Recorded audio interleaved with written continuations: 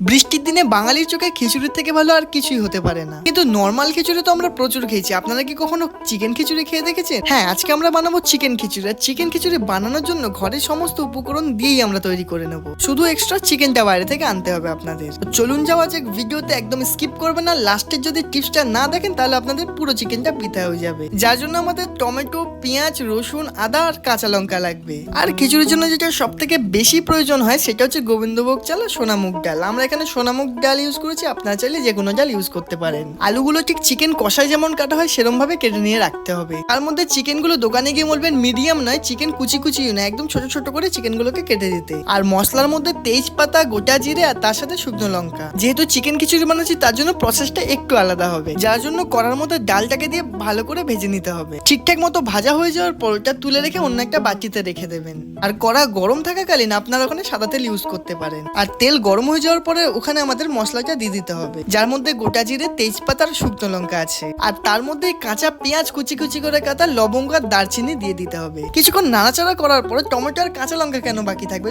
ওটাও দিয়ে দেবেন। তারপর পরিমাণ মতো নুন, হলুদ এবং লঙ্কার গুঁড়ো দিয়ে দেবেন। আগে থেকে তৈরি করে রাখা আদা রসুনের পেস্টের সাথে কিছুক্ষণ নাড়াচাড়া করার পর এবারে চিকেনটা দিয়ে দিতে হবে। চিকেনটা দিয়ে নাড়াচাড়া করার পরে আমার তো অবস্থা খুবই খারাপ হয়ে যায়, যেখানে আমি কাস্তে কাস্তে রান্নাঘর থেকে পুরো বাইরে চলে যাই। যাই হোক, তারপরে পরিমাণ মতো লবঙ্গ এবং এত সুন্দর কালার আসার পর আমি তো পুরো অবাক। আর তার পাশে আগে থেকে কেটে রাখা আলুগুলোকে ভেজে নিতে হবে লাল লাল করে। আর আলুটা পুরোপুরি ভাজা হয়ে যাওয়ার পরে আমাদের এই উপকরণের মধ্যে তেল সমেত আলুটাকে ঢেলে দিতে হবে। আর উপকরণগুলো একটু সময় নিয়ে আপনারা দেবেন। আর পরিমাণ মতো গোবিন্দভোগ চাল এবং আগে থেকে ভেজে রাখা ডালটাকে আপনাদের দিয়ে দিতে হবে এই উপকরণগুলোর মধ্যে। আমাদের খিচুড়ি 75% এখানেই কমপ্লিট হয়ে গিয়েছে। পরিমাণ মতো জল দেওয়ার পর আপনাদের কিছুটা অপেক্ষা করতে হবে খিচুড়িটা পুরোপুরি তৈরি হওয়ার জন্য। মোটামুটি আধ ঘন্টা কি 20 মিনিট মতো তো সময় লাগবে, তাও আপনারা একটু চেক করে নেবেন।